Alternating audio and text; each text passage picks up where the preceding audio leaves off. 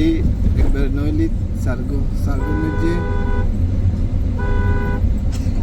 গো একবারে 1 মিনিট আর গো না 15 second 20 second 15-20 second এরকম হইলে হয়ে যাবে।